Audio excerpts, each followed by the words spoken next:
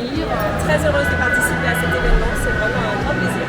D'être pas qu'en tant que spectateur, mais d'être aussi en tant qu'acteur dans cette organisation et de donner, d'avoir une petite part comme les colibris. Et pour moi, c'est un événement très attendu de pouvoir rencontrer les membres de la SCCI.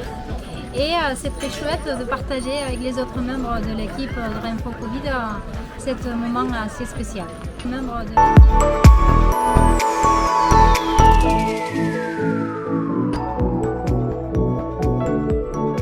Alors le CSI, c'est le Conseil scientifique indépendant et ça n'existerait pas s'il n'y avait pas vous en fait, qui avez permis que ce soit possible.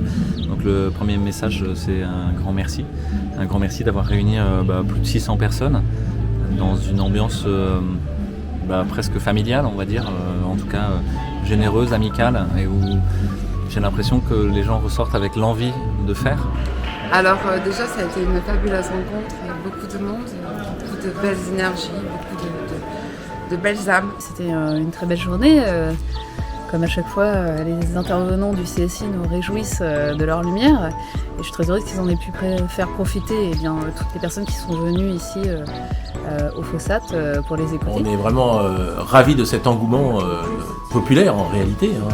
Quand on voit 600 personnes, parce qu'on ne pouvait pas en mettre 2000, mais on aurait pu être vraiment très nombreux. Le médecin, il est entre la science et l'art.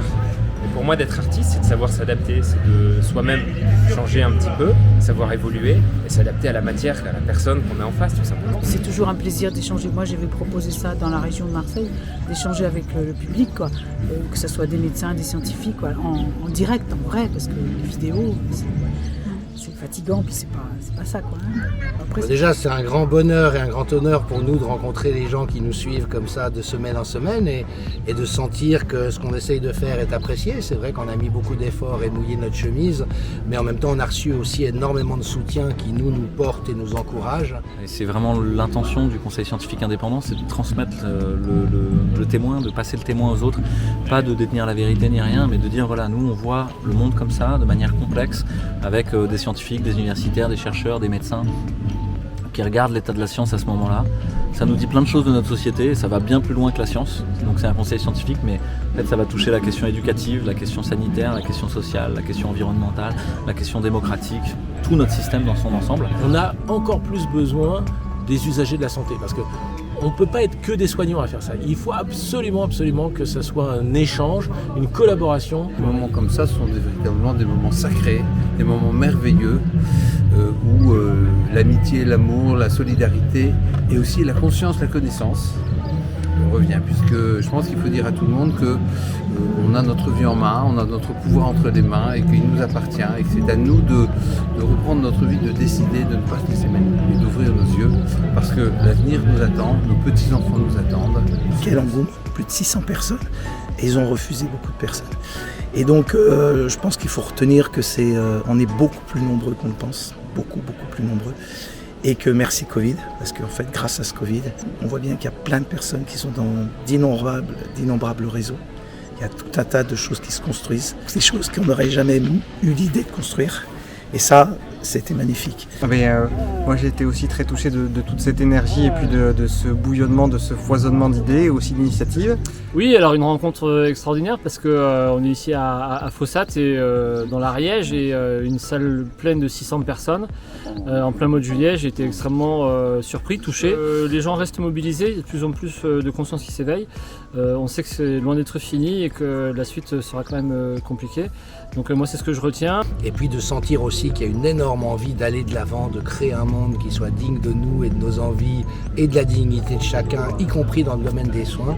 Et donc tous les soignants suspendus et les autres collectifs sont aussi une ressource pour créer le monde de demain qui sera meilleur que celui d'hier. Et là on voit la faillite de notre système sanitaire, la faillite de notre système de santé. Et ça, les gens vont tous le toucher du doigt. C'est-à-dire que là, ils peuvent plus se faire soigner, quoi. Ça marche plus. Et on voit au passage qu'il y a une montée en compétence des citoyens, que tous ils sont en train de se doter de savoir. Et de savoir qu'ils sont parfois perdus depuis longtemps, mais qu'on retrouve. de connaître les plantes médicinales, de savoir comment manger, de savoir quelles émotions les traversent, de savoir comment être en lien les uns avec les autres. Et rien que ça leur fait du bien, ça leur permet de rester en santé et de ne pas tomber malade. La rencontre du CSI et d'un certain nombre de ses intervenants, c'était surtout l'objectif de parler de la santé de demain, quoi. C'est vraiment, à la limite, c'était plus pour moi quelque chose, un colloque autour de Covid-soins, autour de comment on va organiser la santé de demain, que du CSI. Il se trouve que au CSI, on a un certain nombre de scientifiques de tout horizon qui réfléchissent à ces questions, avec Louis Fouché en tête, qui a imaginé cette notion de Covid-soins et de santé locale. Et je crois que tout doit repartir de la base. On va reprendre des morceaux et puis on va patiemment reconstruire un système de santé dont les enjeux soient moins l'argent, mais beaucoup plus le fait de rester en santé. Donc il y a plein de pistes qui ont été esquissées aujourd'hui, de réflexion à la fois conceptuelle mais aussi de témoignages pratiques, de plein de collectifs un peu partout qui commencent à s'organiser pour soigner de manière intégrative avec un médecin généraliste, un infirmier, un acupuncteur, un homéopathe, une sage-femme, un psychologue, et tout ça ensemble autour d'un patient. Et moi je trouve ça très chouette que ce soit le patient qui redevienne le centre et que on se mette à son service. Reste à inventer le modèle économique qui va avec. C'est ça. Et je suis fier d'être venu à cette manifestation qui m'apprend beaucoup de choses et rencontrer également des personnes formidables sur ce sujet-là et d'autres qui font que j'espère que les gens vont bien s'éveiller bientôt.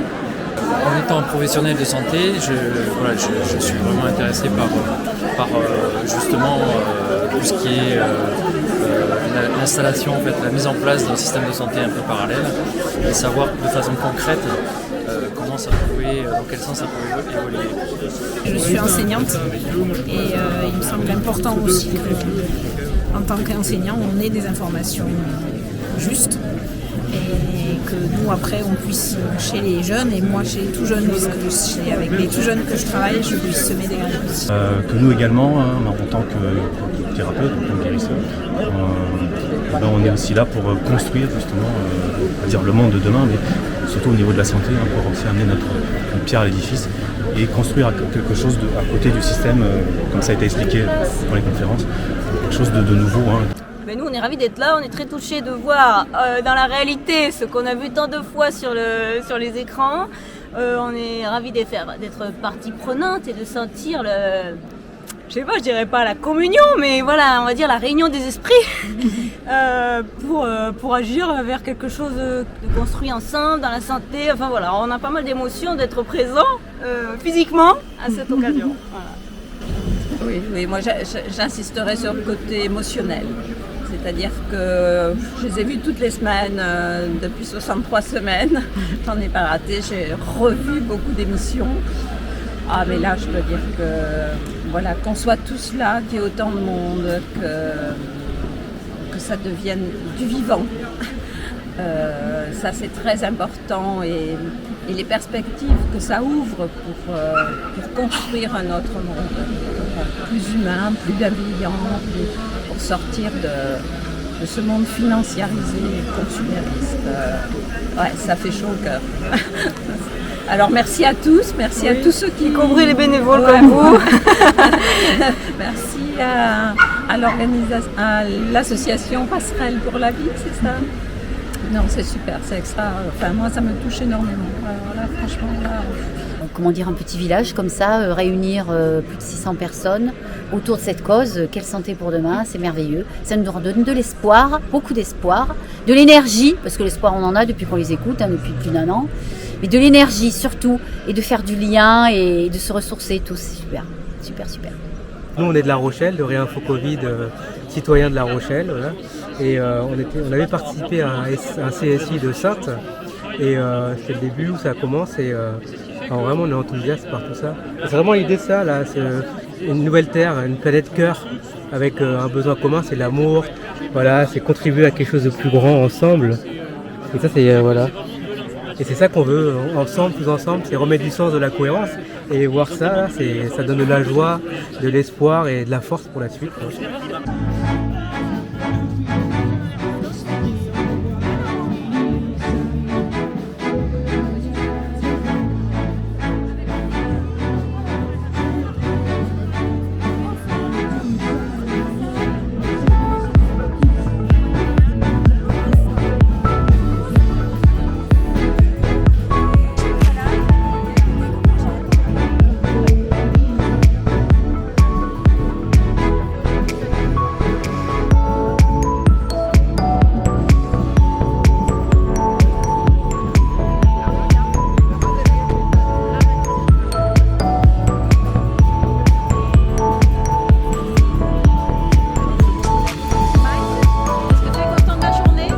Alors Passerelle pour la vie, c'est une association loi 1901 qui a été créée en 2013 et nous essayons de promouvoir une médecine intégrée, c'est-à-dire une médecine qui tient compte de l'être humain dans son entier, avec la relation, dans sa globalité, la relation corps-esprit.